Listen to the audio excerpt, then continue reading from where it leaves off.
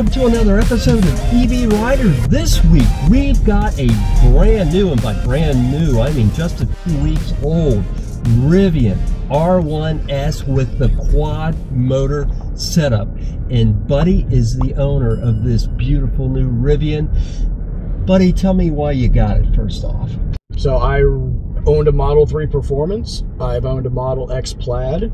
And although the Model 3 didn't have enough room for the family, the Model X was, in my opinion, was complicated to be complicated. The yoke steering wheel, buttons for everything, the gull-wing doors with kids, they were just complicated. So I actually didn't own that for very long. I was going to say, if you had the yoke, it couldn't have been too old. So it's top of the line. We did it. I bought it in the 2021 pricing model. My wife, who this is the first EV she's actually enjoyed driving, she joked with me because it didn't have a regular horn, and somebody pulled out in front of us in the Plaid, and I went to punch the horn like you normally would, and it doesn't work because it's a button. Yeah. And she just laughed. It's like, ah! See, that's why I won't drive one of these things, because they're just complicated to be complicated. A steering wheel is a wheel for a reason. Although, you know, in fairness to Tesla, Rivian has gone a similar route with the steering wheel. I mean, compared to my Mach-E, for example, you've got to go through your touchscreen menu to get a lot of the controls going, don't you? Absolutely. Just about, I mean, you have your standard volume up, volume down, and your standard for your cruise controls. The biggest thing that really put me down on the Model X Plaid was that I was going to do a U-turn on San Jose right down the road, and you have to actually come to a complete stop and swipe the screen to go to reverse and to go to drive. And so I went to do a turn and couldn't make the turn with one actual U-turn. And I thought I gave myself plenty of room for the cars coming. But when I stopped, I had to wait till I actually came to a stop for the little slider to pop out, put it in reverse, back up, watch it go away, watch it come back out again. So, of course, in the case of the Tesla, one of the things that is supposed to do is anticipate what you want to do as far as knowing when to go into reverse. So how good was it at anticipating? It was good when you're in parking lots and it could tell that you were pulling into a parking space or you were pulling out of a parking space. But things like a three-point turn, it didn't have an idea of what you were trying to do. So it was a manual intervention of, I need to swipe back to go reverse, I need to swipe forward to go forward. Well, and I would consider the X and the R1S somewhat different vehicles. So I would almost see something like a Chevy Tahoe as a more natural competitor to this. You may disagree just because of the form factor. What made you decide, okay, another EV as opposed to a more traditional large SUV? Couple things. One, I loved the EV world of being able just to come home and plug it in and go where it needed to go. Obviously the performance level, I mean, this is the quad motor, so it's 895 horsepower on paper, 0 to 60 in 3 seconds. Same thing that my Model 3 Performance was. Not quite Plaid fast, but it's definitely fast enough to get you around traffic and get you up to speed where you need to. So I wanted that type of performance. And the other thing is, we use this as a family vehicle to run around town and run down to Orlando or run down to Tampa. I just did a Tampa trip in this when I first got it the first week, and I was able to get all the way to Tampa and still have 125 miles left. And since you have real world experience on the interstate, what would you say total interstate range is? So I was in conservative mode when I went down to Tampa.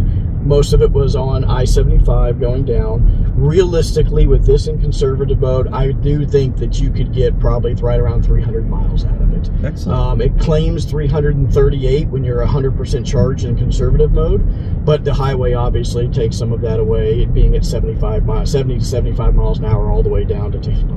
So talk to me a little bit about the car's build quality and handling. I would say the build quality so far has been far exceeding the other EVs that we've had. Now, I will say that when I first took delivery of this, I did notice some panel gaps that I wasn't extremely happy with on the rear doors as well on the rear hatch.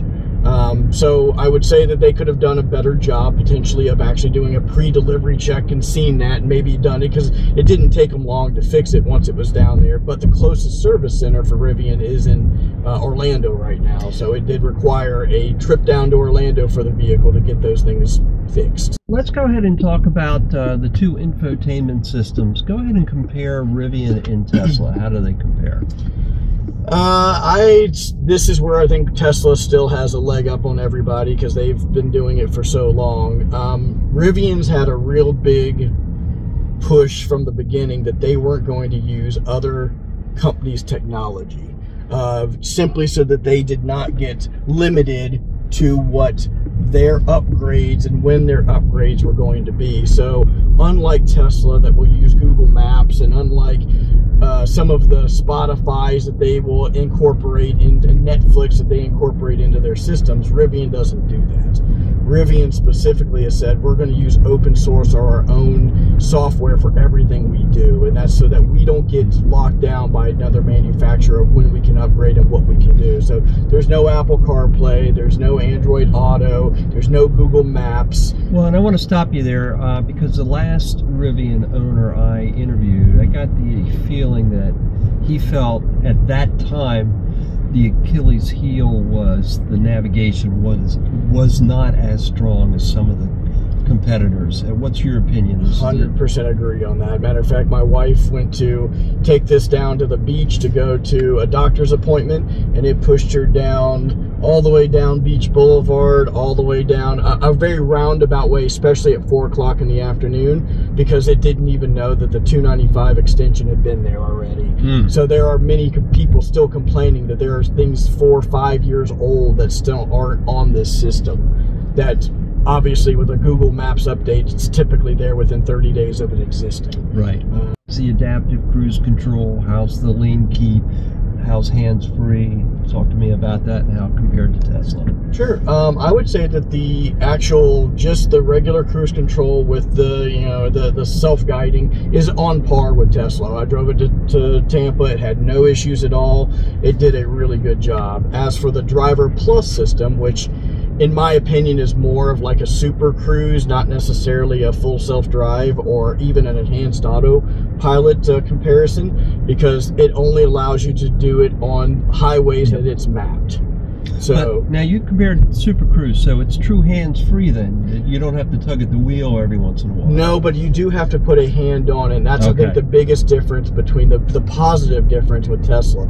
Tesla, you actually had to give it input. It had to know that you were putting resistance on the wheel for it not to tick off. This one, truly, if you have your hands off for about 20 to 30 seconds, it will say, put your hands on the steering wheel, and it literally is just put your hand on the steering wheel, and it immediately will go away. And I drove for 2 hours with just my hand sitting like this. It did everything else. Okay. The negative is the lane keep assist. I will say that this one is nowhere near as smooth as the Tesla with lane keep assist. It hunts. It will hunt. It will bounce between. But one of the things that did better than Tesla on the lane keep assist is typically in the Teslas and other ones we've had, is if it comes into a merge lane where the lane ends up immediately becoming twice as wide, the Tesla seems to want to, like, I don't know what I need to do.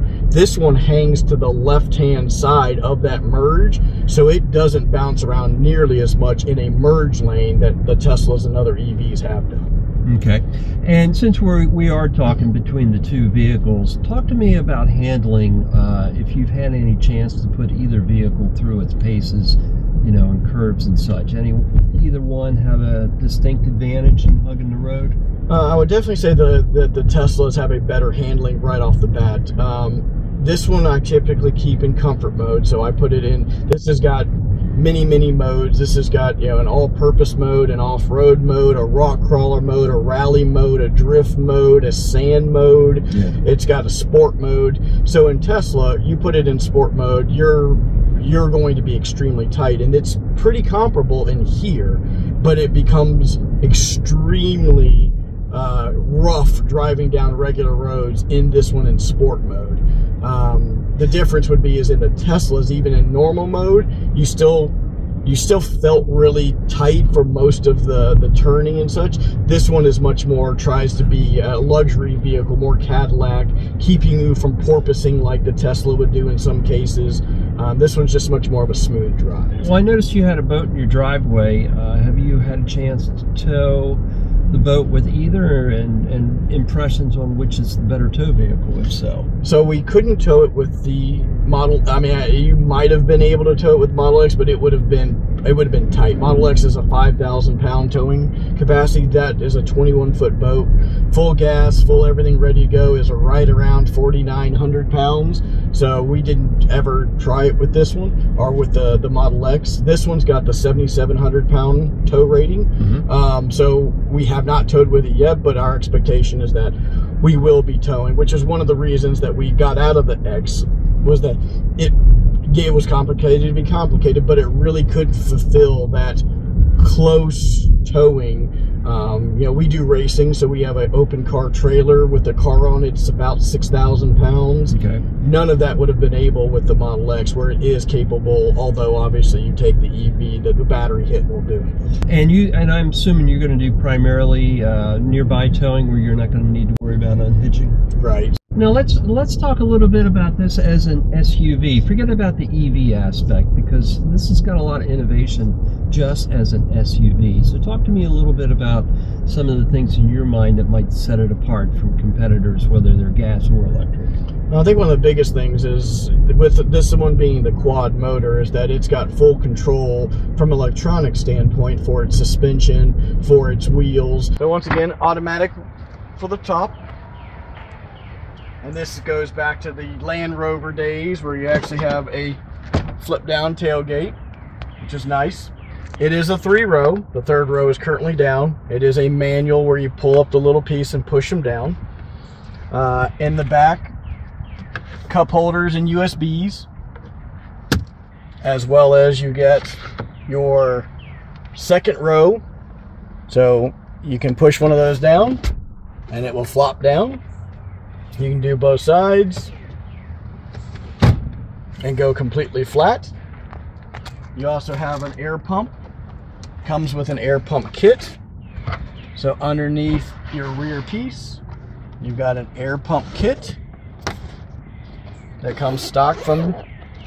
So you've got air hose, connectors, first aid kit, because everything. And then if you had a spare tire, the spare tire would actually be underneath. So tie downs, modular, so you can move them back and forth by pushing the button. And then they've got the D-ring pop-ups on both sides, so you can adjust it for whichever way you want. Lock them in. And you can add more to these from the end, so you can pop the caps off. If you wanted to add another set, you can buy us another set and put them down for as many as you want to. And then you also have the ability, if you wanted to, it does have the gear cover, if you want for more security, where you could lock it in and actually fold it over, and so people couldn't see in as well if you wanted to. But that is an option as well. And your charging port, giving you your level 2 for your 1772, and then for your DC fast charging capabilities.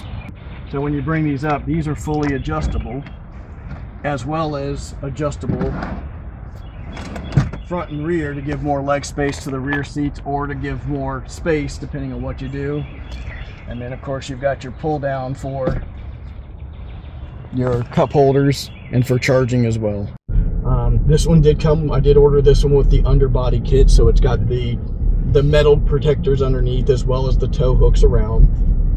And like I said, you know, this is an EV that can do 0 to 60 in 3 seconds, but it also can go everything from 9 inches on the ground to 15.5 inches in the ground. Can weigh 36 inches of water straight. So this is truly a vehicle that I believe that can really do everything that you want it to do and have no problems. Now, of course, we know more SUVs are on the way, but in terms of a heavy-duty, larger category electric SUV, the only other one I can think of that is kind of making its way to market right now is the Hummer. Did you ever consider the Hummer in any way? We did. The Hummer was just extremely large for what it was. I mean, it's 10,000 pounds, and it can do its pieces. But the reality was, one, they're almost impossible. I waited almost 3 years for this, so it's not that this was quick to come to. Right. But the Hummer is, most people are getting 220 miles out of a Hummer, but the reality is it's got twice the battery pack in order to get to there. Yeah. I mean, that is just like in my opinion, it's just like the original Hummer, and even the H2. It's just, look at how big and bad I can be. And it is what it is. The crab walk thing is a really cool, neat thing, and people that have ridden in it have said it's generally pretty nice. Now, outside of the Rivian, anything else that you seriously considered replacing the Model X Plaid with? I originally ordered an R1T, actually, not the S, and I ordered the extended pack, again, for additional towing capacity and towing length. And if you're talking pickup truck, if you were considering EV pickups, now you've got the F-150 in the equation. Did you consider it as well? I actually ordered one as well. So because we didn't know when these were actually going to be released, I actually put deposits, refundable deposits, on just about every EV out there. So we had, I have the Fisker Ocean that's on order. I have the Lyriq that's on order. We had the F-150 actually came in. So it was supposed to be in, I was number 3 at the local dealership for a Lightning. So, of all the things that you ordered, that's quite a wide variety. If everything had come in on the same day and tax incentives and prices somehow magically all lined up the same, would you have still made the same choice? I think so. This is an amazing vehicle for their first try at giving it. I mean, that's probably the biggest thing. Yeah, I will say for sure that Rivian did a very nice job with the interior. It's very stylish. I do very much like the look of it. And there you have it. You have a look at the brand new Rivian R1S from a owner that certainly cross-shop as much as anyone. And if you've enjoyed this episode of EV Rider, I hope you'll give it a like and subscribe to my YouTube channel so I can bring you more adventures in EV motoring. Thanks again for watching, and we'll see you again soon.